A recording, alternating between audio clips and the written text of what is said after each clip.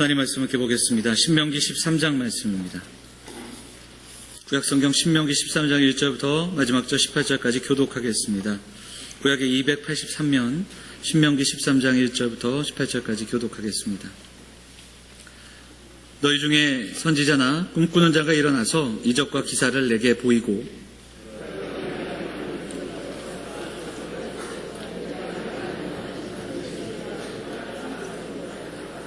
너는 그 선지자나 꿈꾸는 자의 말을 청종하지 말라. 이는 너희의 하나님 여호와께서 너희가 마음을 다하고 뜻을 다하여 너희의 하나님 여호와를 사랑하는 여부를 알려 하사 너희를 시험하심이니라.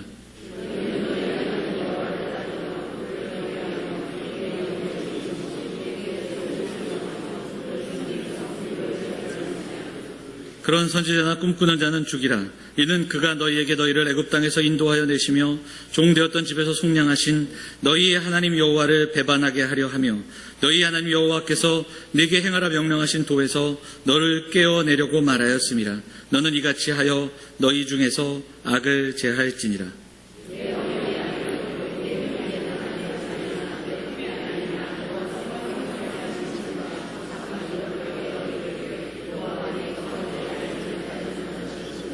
곧 네 사방을 둘러싸고 있는 민족, 혹 네게서 가깝든지 네게서 멀든지 땅 이 끝에서 저 끝까지에 있는 민족의 신들을 우리가 가서 섬기자 할지라도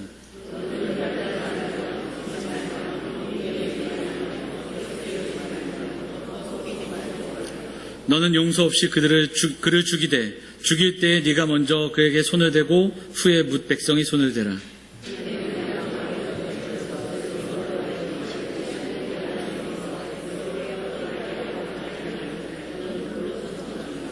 그리하면 온 이스라엘이 듣고 두려워하여 이 같은 악을 다시는 너희 중에서 행하지 못하리라.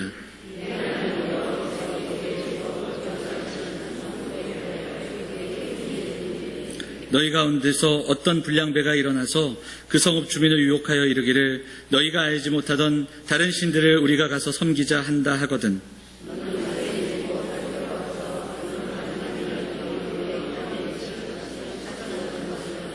너는 마땅히 그 성읍 주민을 칼날로 죽이고 그 성읍과 그 가운데에 거주하는 모든 것과 그 가축을 칼날로 진멸하고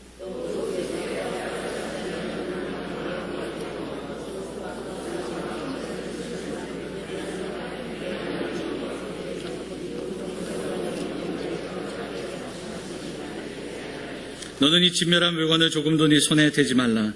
그리하면 여호와께서 그의 진노를 그치시고 너를 긍휼히 여기시고 자비를 더하사 네 조상들에게 맹세하심 같이 너를 번성하게 하실 것이라. 네 하나님 여호와의 말씀을 듣고 오늘 내가 내게 명하는 그 모든 명령을 지켜 네 하나님 여호와의 목전에서 정직하게 행하면 이같이 되리라. 아멘. 호산나 찬양대 찬양하시겠습니다.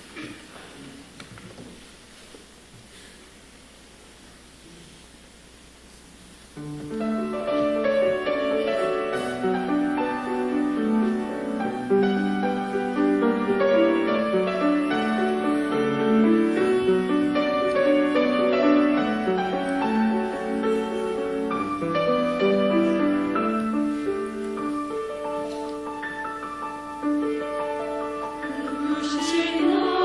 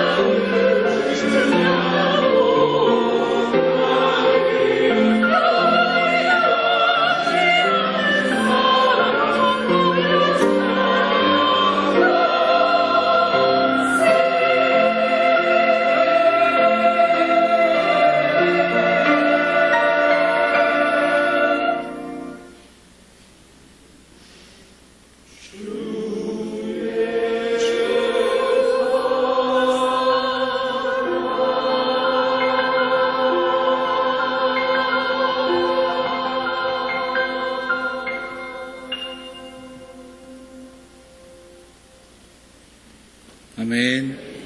귀한 찬양 감사드립니다. 할렐루야. 한 주도 평안하셨습니까? 네, 오늘도 주 앞에 나와 예배하는 사랑하는 성도들, 하나님 부어주시는 은혜로 회복되고 힘을 얻고 그렇게 또 주 안에서 교제하며 이 하루 가운데 한 걸음 한 걸음 더 나아가는 성도들 되시기를 간절히 소망합니다. 양옆에 계신 분들 인사하겠습니다. 잘 오셨습니다. 반갑습니다. 인사할까요? 네.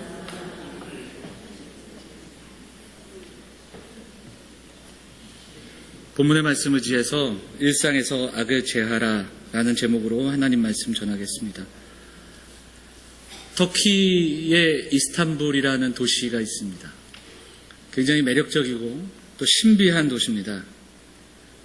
도시 안에 유럽과 아시아가 공존해 있고 그리고 기독교 문화, 그러니까 지금은 97%의 이슬람 문화권임에도 불구하고 기독교 문화가 많이 남아있는 곳이 바로 이스탄불, 콘스탄티노플입니다. 이 이스탄불은 콘스탄티노플이라고 불릴 때 바로 동로마 제국의 수도였습니다. 서로마 제국의 수도였던 로마와 대조되면서 물론 이곳이 예루살렘과 이스라엘에 가까웠기 때문에 예루살렘을 순례하던 사람들, 이스라엘 지방들을 여행하던 수많은 순례자들이 가져온 기념품과 그림과 유물들이 굉장히 많은 도시였습니다.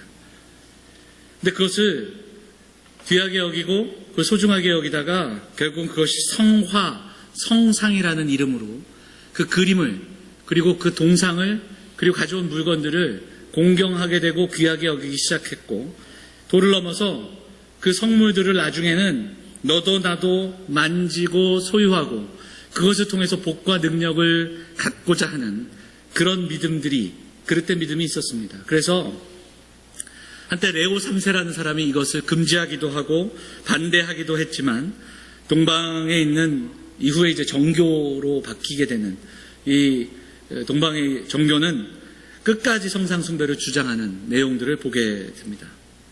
이스탄불에 가면 두 개의 큰 가장 유명한 사원과 성당이 마주보고 있습니다.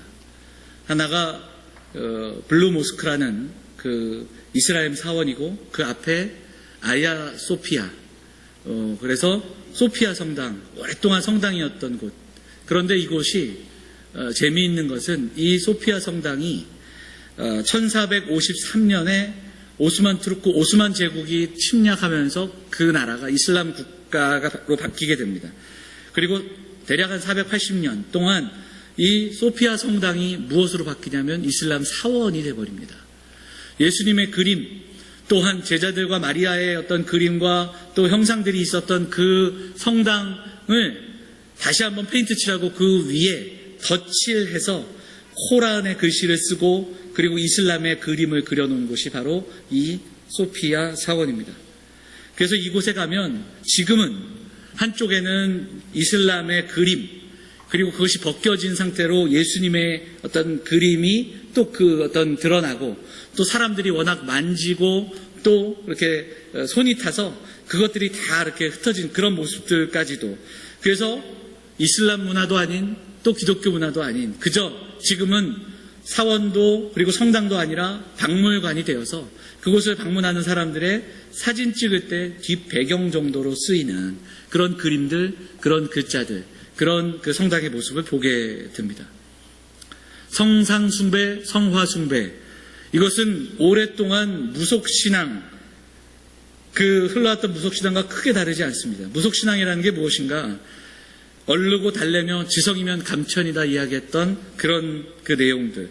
그래서 그 영적 존재, 신, 때로는 귀신을 얼르고 달래서 자신의 열심을 통해서 그 능력을 빌리는 것이 목적입니다.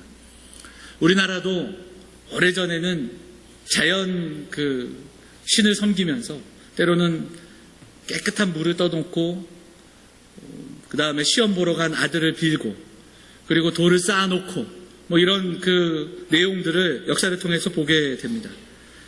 악귀를 쫓기 위해 구술하고 이런 류의 무속신앙들이 있었습니다. 그런데 가만히 보면 이 무속을 하는 사람들의 특징 가운데 하나가 정말 지극정성이라는 겁니다. 그리고 때로는 우리보다 더 경건합니다. 그리고 정말 열심으로 그런데 우리는 그들을 신앙이라고 하지 않고 미신이라고 합니다. 왜냐하면 그들에게 있어서 신앙의 대상보다 더 중요한 것이 바로 그들이 목적하는 목적과 바램과 그들이 갖고 있는 뜻이 더 중요하기 때문입니다. 그리고 그것을 이루기 위해 이 모든 일들을 사용하는 겁니다. 하나님께서 이런 성정을 아시기에 애굽에서 430년 동안 노예 생활하며 그곳에서 보고 배운 것, 그리고 그곳에서 습관화되고 그리고 거기에 묻어있던 그 삶을 아시기에 이스라엘 백성들이 애굽을 나와 시내산에 머무를 때 계명을 주시는데 그 계명의 첫 번째와 두 번째 계명이 바로 우상 숭배하지 말라는 계명입니다. 나 외에 다른 신을 섬기지 말고 또 어떤 형상도 만들지 말고 절하지 말라. 어떤 신이든지 유익하다면 유익이 된다면 타협하는 연약함을 아시고 계명의 앞에 두신 말씀인 것을 보게 됩니다. 광야길을 걷는 그들에게 보여지는 신이 필요했기에 엎드려 경배해야 할 대상이 필요했기에 때로는 그들이 감당할 수 없는 일들 앞에 때로는 그 능력을 필요와 도움받을 그 대상이 필요하다는 걸 알았기에 하나님은 그 계명을 주셨습니다. 이것이 바로 불신앙이기 때문입니다. 자, 이 계명 말씀을 한번 우리가 읽어보도록 하겠습니다. 신명기 5장 8절에 나오는 이 계명 말씀 같이 한번 읽어볼까요? 같이 읽겠습니다. 시작.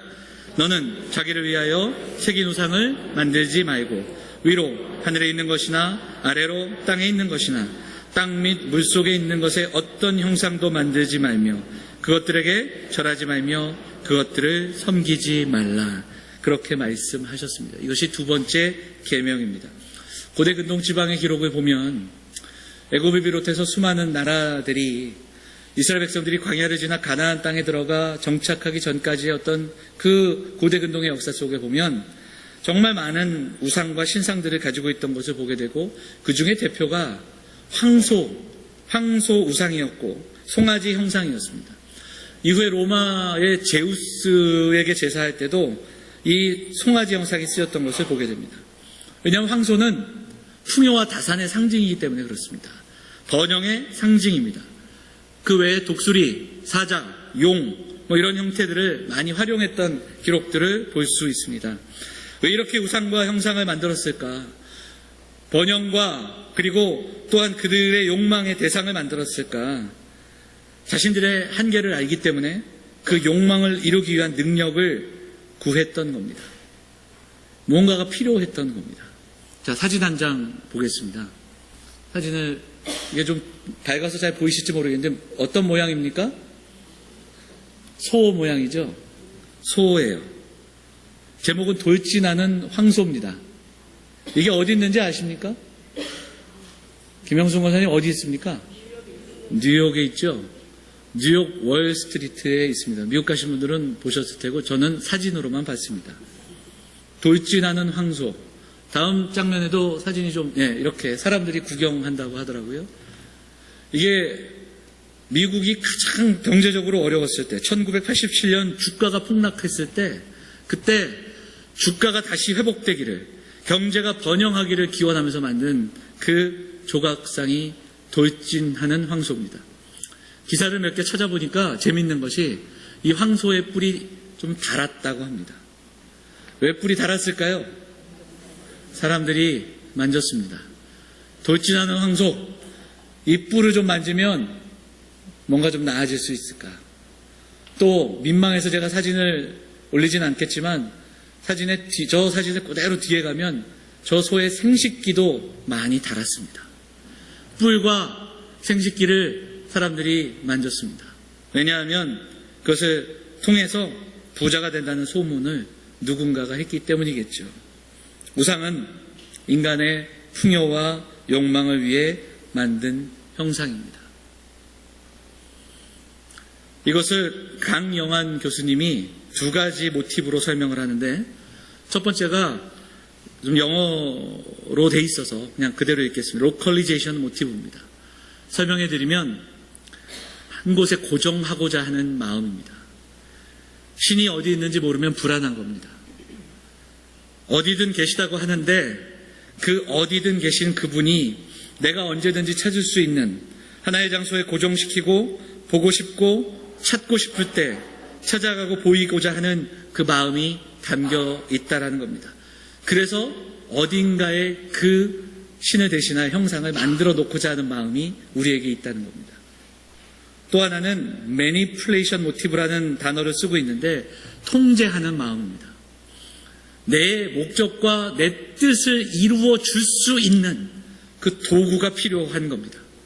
그래서 주무른다는 뜻이 여기에 담겨져 있는데 한 곳에 고정하고 통제해서 내가 원하는 것을 얼르고 달램으로 열심히 지극정성으로 구하면 들어준다 하는 마음이 담겨 있는 겁니다. 모세는 가나안 땅을 앞둔 이스라엘 백성들의 마음속에 이 불신앙의 마음을 거듭 경고하고 있습니다. 지난 시간에 12장을 우리가 나누면서 우상을 파괴하라, 마땅히 파멸하라 이렇게 말씀하신 것은 그냥 부숴라가 아니라 마음속에서 지워버려라, 존재에 대한 기억을 지워라 이렇게 말씀하신 것이라고 나눴습니다.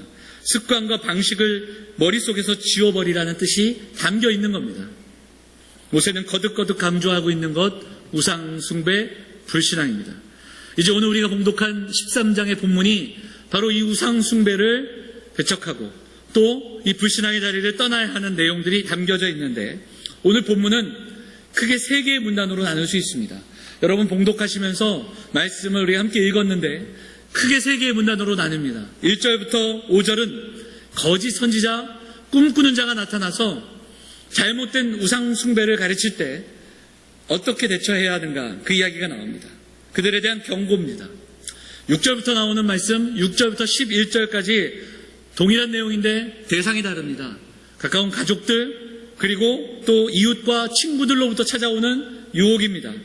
그리고 12절부터 18절은 이것이 확대돼서 하나의 성읍, 하나의 공동체, 여기서는 불량배라고도 이야기하는데 그 무리가 함께 그들을 유혹할 때 그것을 어떻게 대처해야 하는가 그 이야기를 들려주고 있습니다. 세 가지 이야기의 공통점이 바로 우상 숭배라는 것을 우리는 주목해야 됩니다. 본문에는 뭐라고 얘기하냐면 알지 못하는 다른 신을 따라 섬기게 한다 이렇게 표현되고 있습니다. 2절을 같이 읽어보겠습니다. 2절 말씀 같이 한번 다시 읽어볼까요? 13장 2절 말씀 같이 읽겠습니다. 시작. 그가 내게 말한 그 이적과 기사가 이루어지고 너희가 알지 못하던 다른 신들을 우리가 따라 섬기자고 말할지라도 이렇게 되어 있습니다. 이 말씀은 7절에도 나오고 13절에도 똑같이 반복이 됩니다. 알지 못하는 다른 신. 이 알지 못하는 다른 신은 어떤 특정한 신을 이야기하는 게 아니라 정말 그들이 알지 못하는 다른 신입니다. 이것은 무엇에 대조되고 있는가? 그들이 이미 익히 알고 있던 하나님, 여호와 하나님과 대조되는 단어입니다.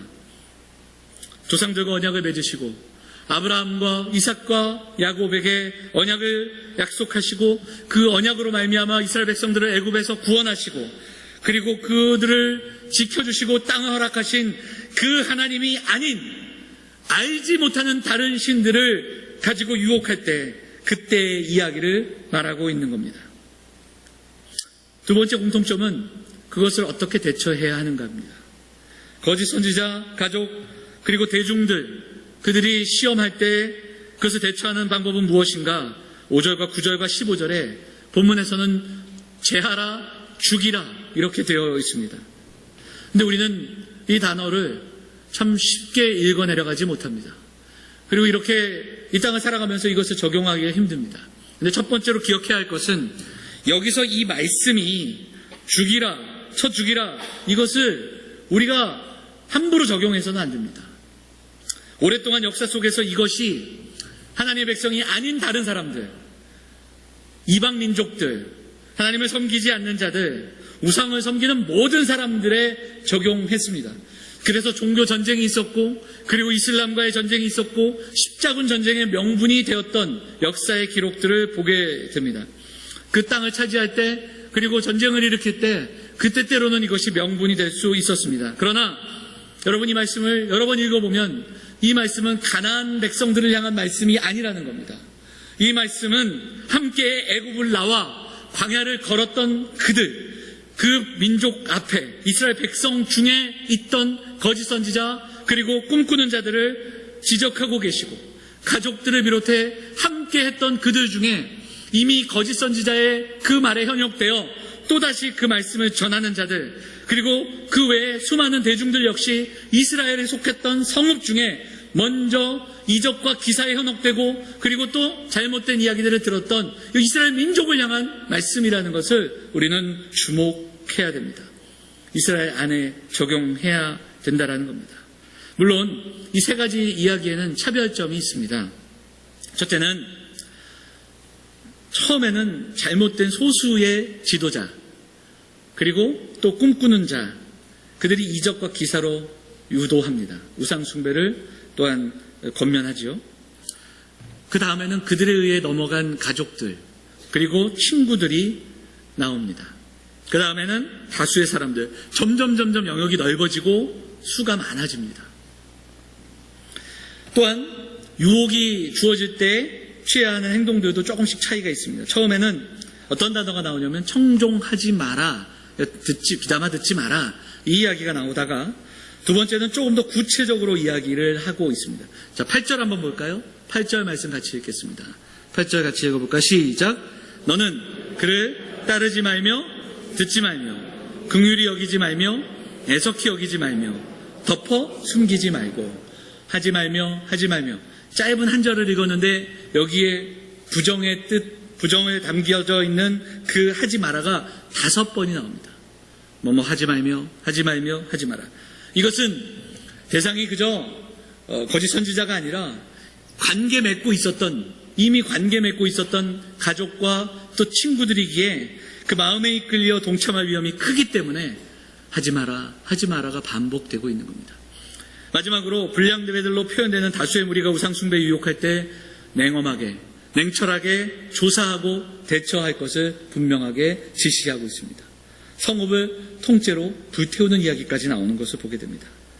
다 이것을 함께 정리해보면 우상숭배를 귀담아 듣지 말고 그리고 멀리해야 하고 하나님에 대한 철저한 신앙을 가지고 냉철하게 분별하며 살아가야 한다는 이야기를 우리에게 들려주고 있는 겁니다.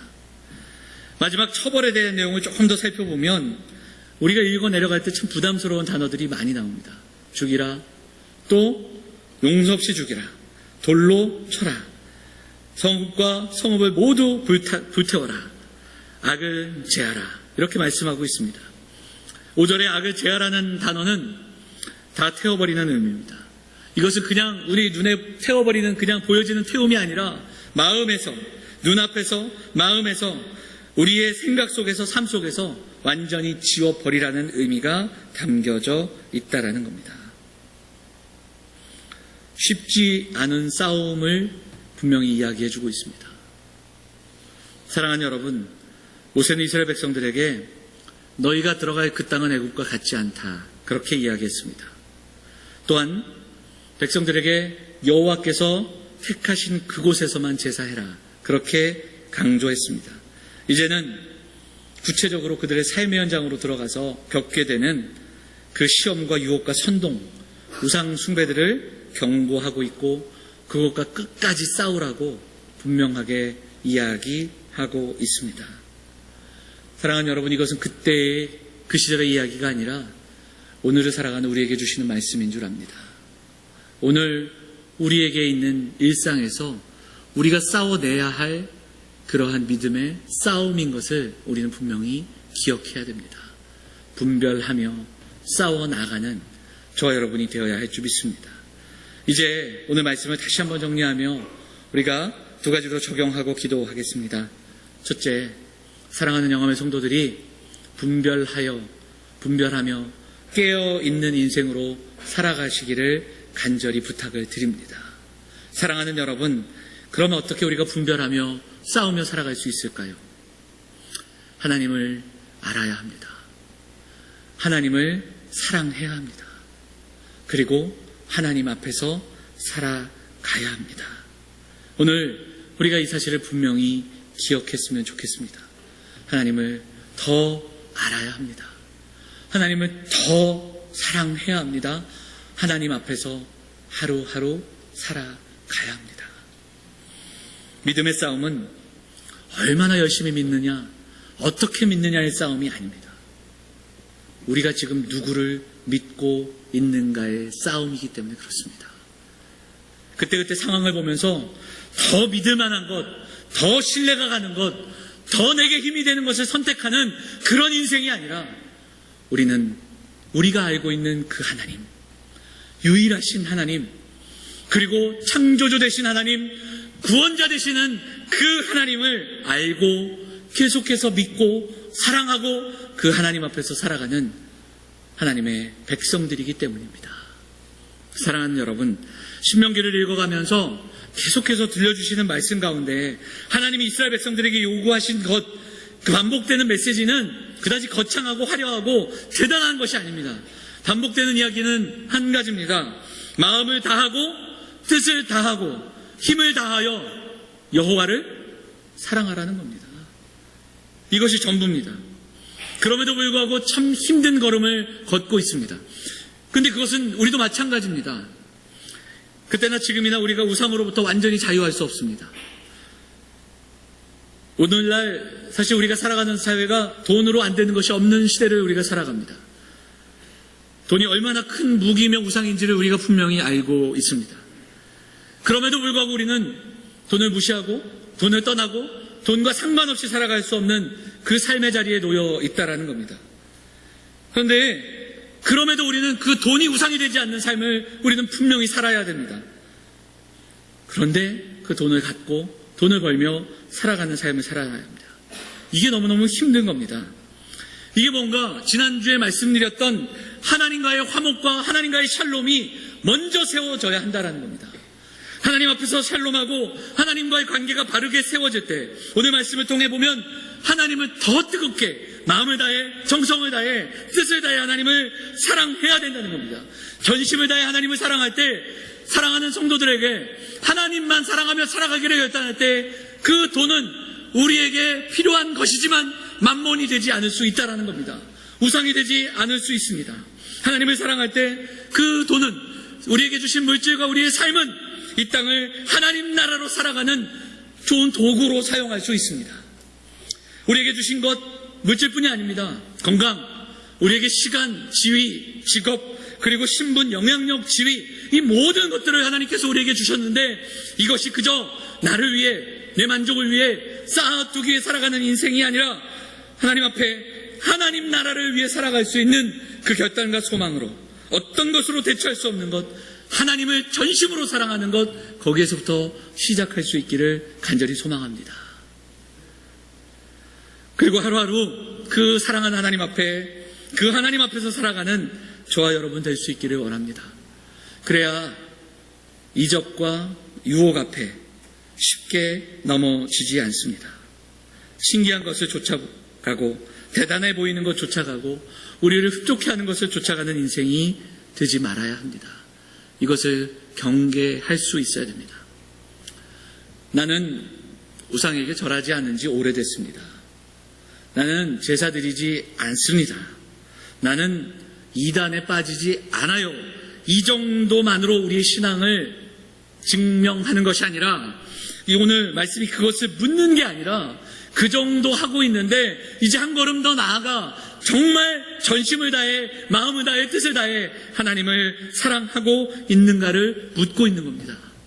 나는 죄를 짓지 않습니다. 큰 죄, 정말 그 죄를 짓지는 않아요. 이 정도가 아니라 인생을 살아가며 날마다 하나님께 감사하며 그 하나님 앞에 기쁨과 감사로 하루하루 살아가고 있는가를 묻고 있다라는 겁니다.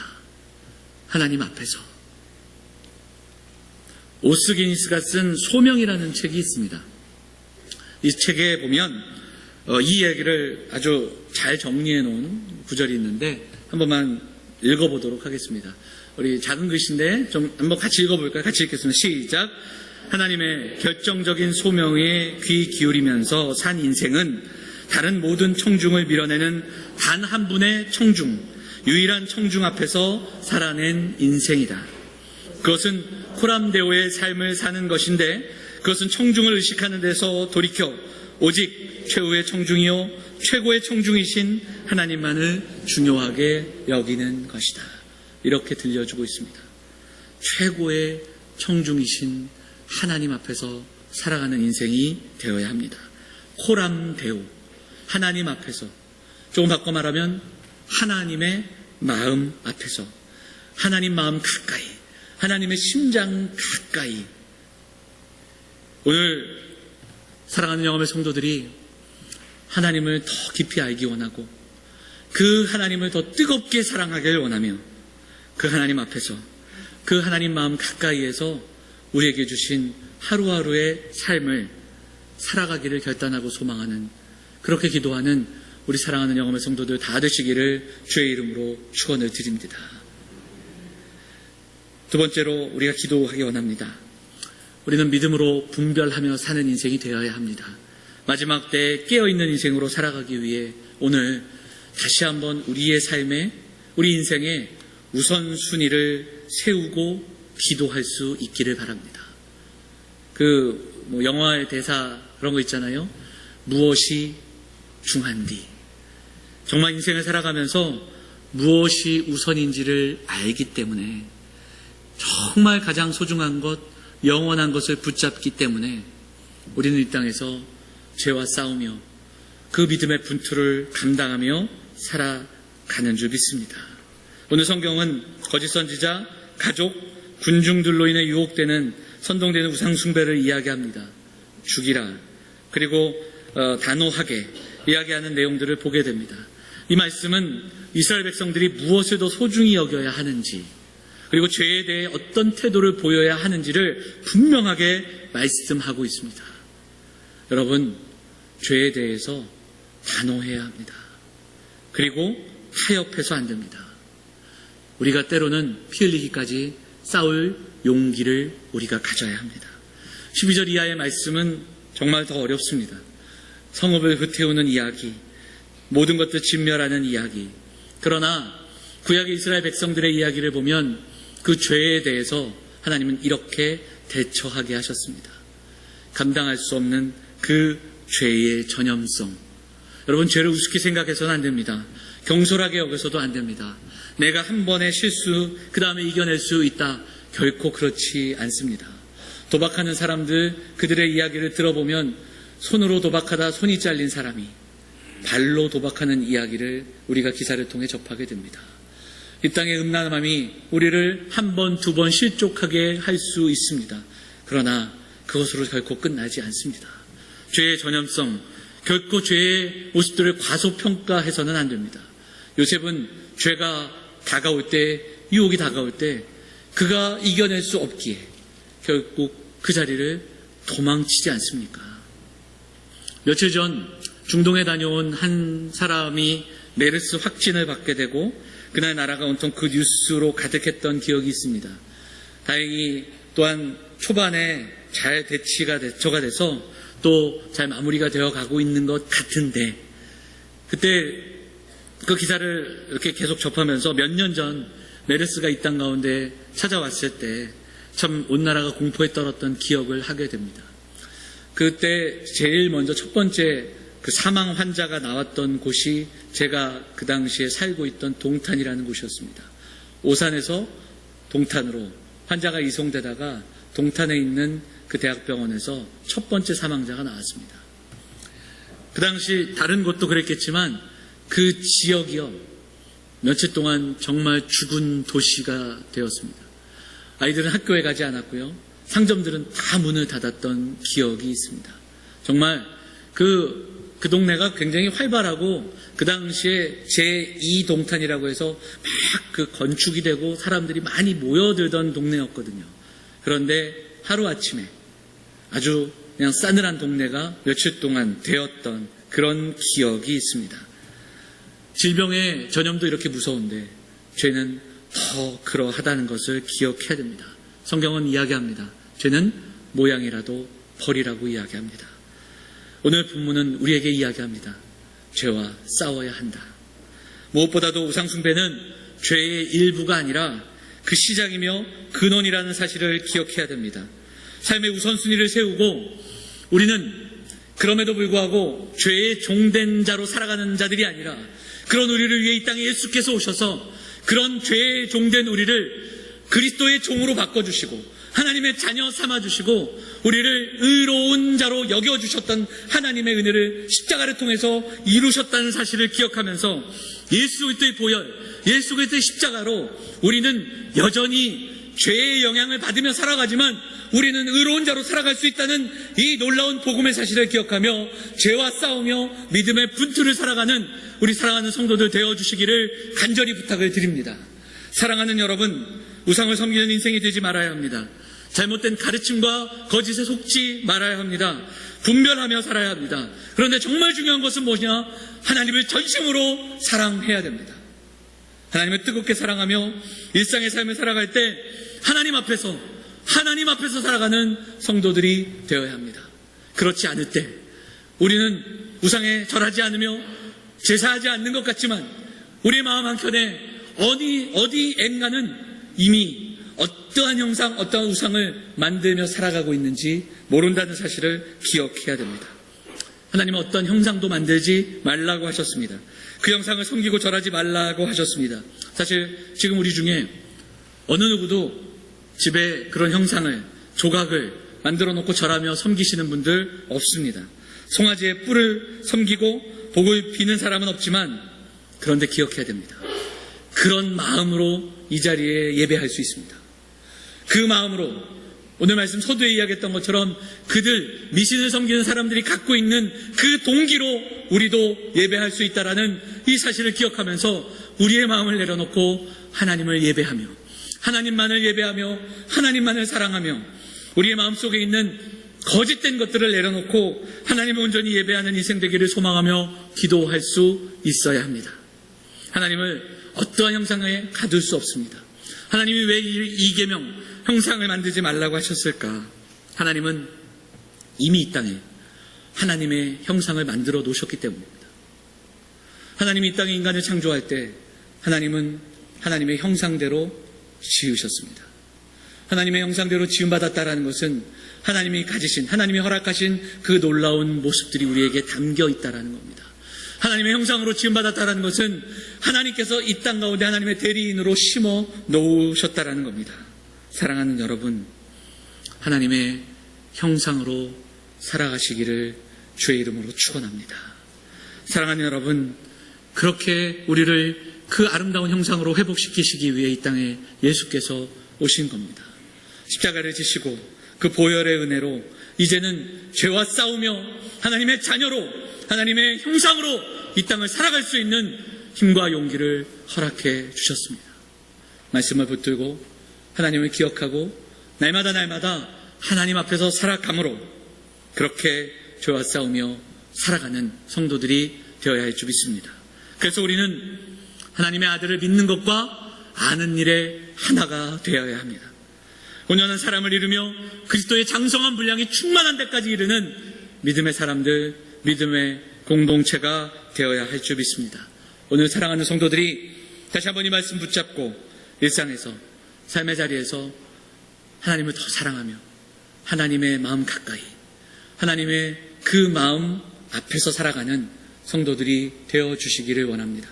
그리고 죄와 싸우며 인생에서 우리가 가장 중요한 것이 무엇인지를 기억하며 하나님의 형상으로 오늘을 살아가시는 우리 사랑하는 영암의 성도들 다 되시기를 주의 이름으로 축원을 드립니다.